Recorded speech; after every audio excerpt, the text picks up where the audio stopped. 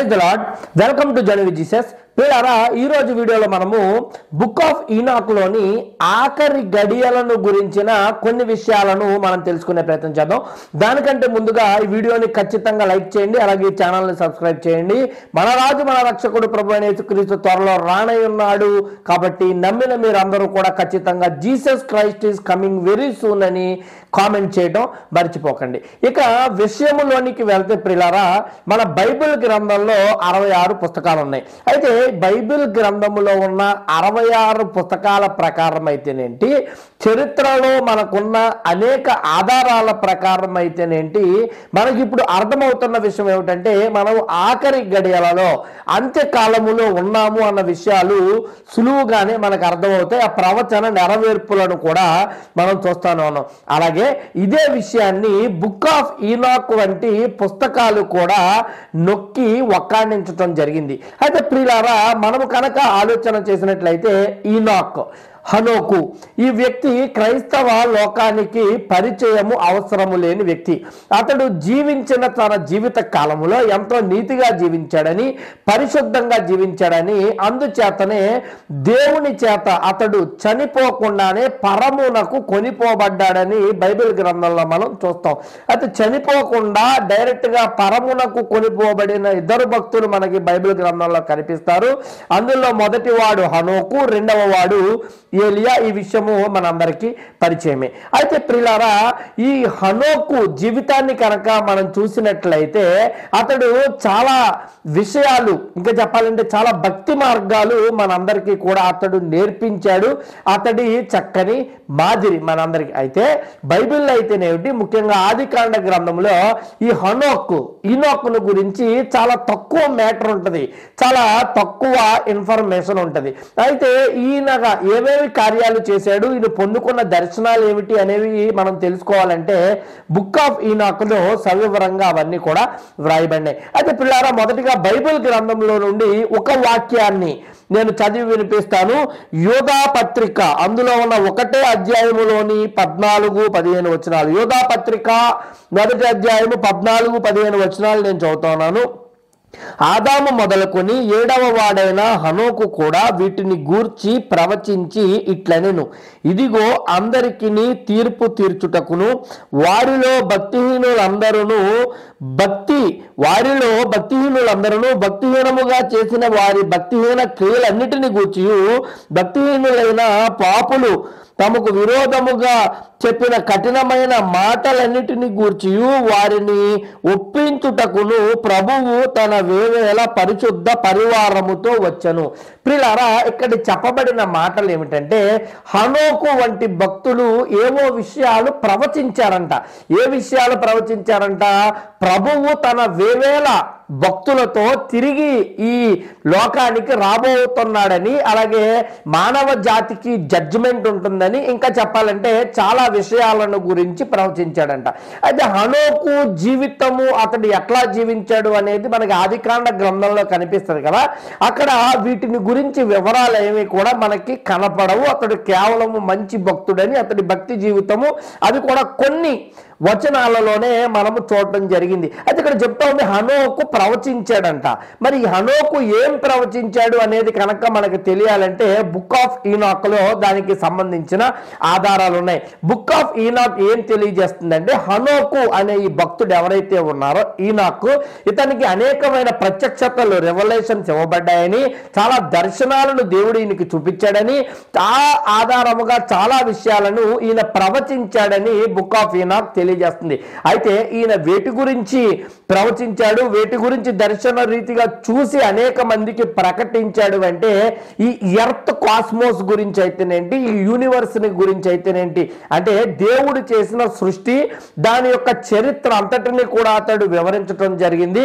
అలాగే దేవదూతల యొక్క గమనాన్ని గురించి అయితేనేమిటి, మరి ఆదిలో జరిగిన, ఆదాము మొదలుకొని జరిగిన విషయాలు అనేకమైనవి కూడా అతడు చెప్పటము, ప్రవచించటము జరిగింది. అలాగే భవిష్యత్తును గురించిన అనేక విషయాలు విషయాలను కూడా హనోకు ప్రవచించారు. ఉదాహరణకు మనం చూసినట్లయితే నోవాహు కాలంలో బైబిల్లో మనం చూసినట్లయితే ఒక పెద్ద జల ప్రళయం వచ్చినట్టుగా మనం చూస్తాం. అయితే ఈ జల ప్రళయాన్ని గురించి హనోకు ముందుగానే ప్రవచించినట్లుగా బుక్ ఆఫ్ ఈనాకులో మనము చదవటము జరుగుతుంది. అయితే అంత మాత్రమే కాదు ప్రియులారా, యేసుక్రీస్తు ప్రభుల వారి గురించి కూడా. అయితే తన తరము మొదలుకొని 70వ తరములో ఒక అద్భుతము జరుగుతుందని హనోకు ప్రకటించటము జరిగింది.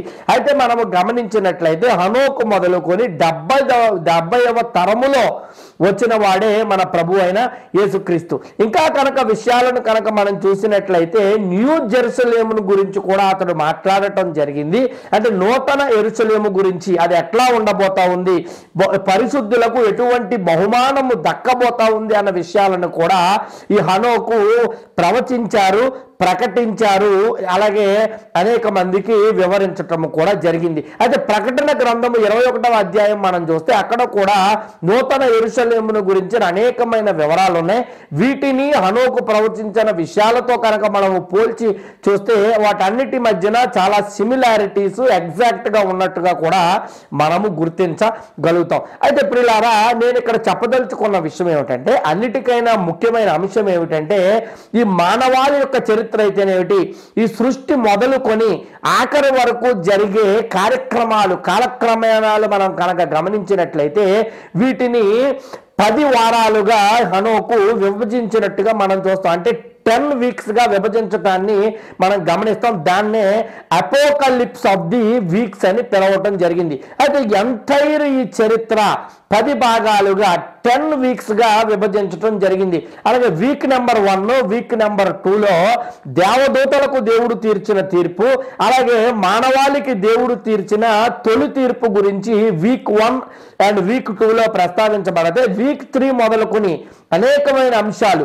ఏమిటంటే, పరిశుద్ధులు లేదా దేవుడు ఎన్నుకున్న ప్రజలు ఎలాగ దేవుడి ప్రణాళికలో పాలిభాగస్తులు అవుతారనే అంశము, దాని తర్వాత మోసాయిక్ ఏజ్ అంటే ధర్మశాస్త్ర యుగాన్ని గురించి, దాని తర్వాత మొదటి మందిరము కట్టబడుట, అలాగే మొదటి మందిరము కూల్చివేయబడుట గురించి, దాని తర్వాత పరిశుద్ధుని అలాగే యేసు యొక్క ఆగమనము గురించి, అలాగే ఈ నూతన యెరూషలేము అనబడిన ఈ అంత్యకాల బహుమానాల గురించి, జడ్జిమెంట్ గురించి, తీర్పు గురించి ఇతడు ప్రకటించడం జరిగింది. ఎంటైర్ కాలమానాల్ని 10 వీక్స్ గా 10 ఎరాస్ గా అతడు విభజించటము జరిగింది. అయితే ప్రియులారా, వీక్ 1 అండ్ వీక్ 2 దేవదూతల మీద దేవుడు చేసిన తీర్పు, అలాగే మానవాళి మీద దేవుడు చేసిన తొలి తీర్పుతో మొదలు పెడితే, వీక్ 9 అండ్ వీక్ 10లో తిరిగి అదే సాతాను యొక్క దూతల పైన దేవుడు చేసే అంతిమ ఆఖరి తీర్పు, అలాగే మానవాళికి దేవుడు ఇవ్వబోతున్న అంతిమ ఆఖరి తీర్పు గురించి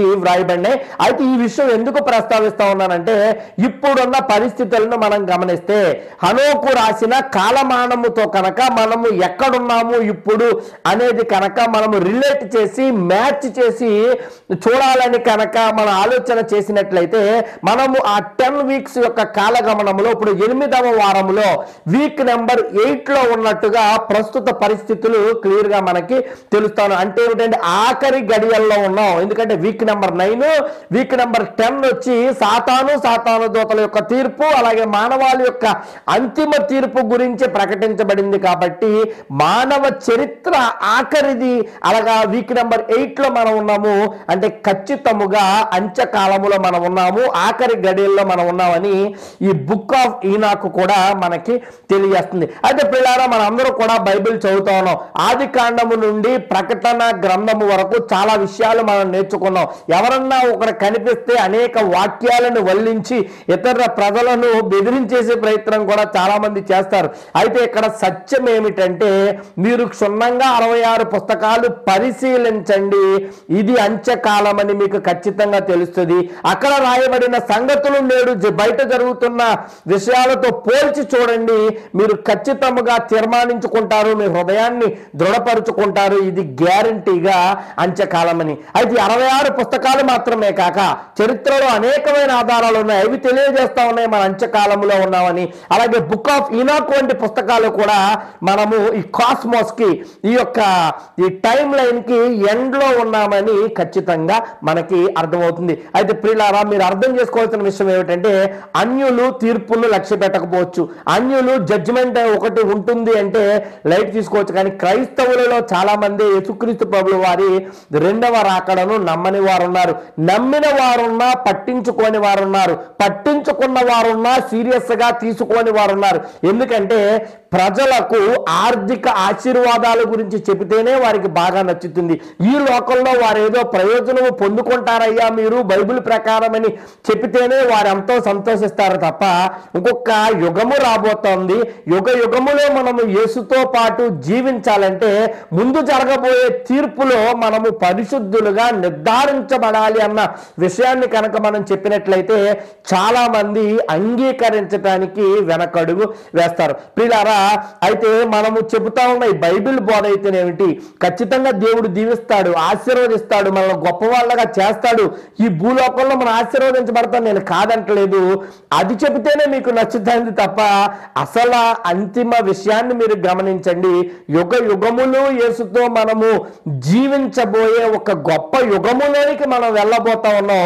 ఆ టైం లైన్ లో ఇప్పుడు ఆఖరి గడియలలో మనం ఉన్నామన్న విషయాన్ని మీరు గమనించండి. రెండవ రాకడను సీరియస్ గా తీసుకోండి.